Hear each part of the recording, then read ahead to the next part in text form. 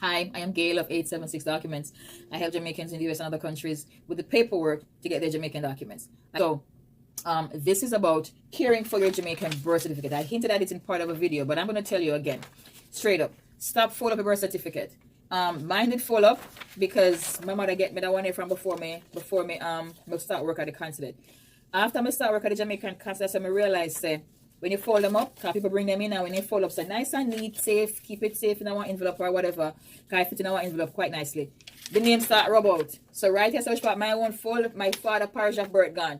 Good thing my one only fold in a tree, because in a tree, T-R-E-E.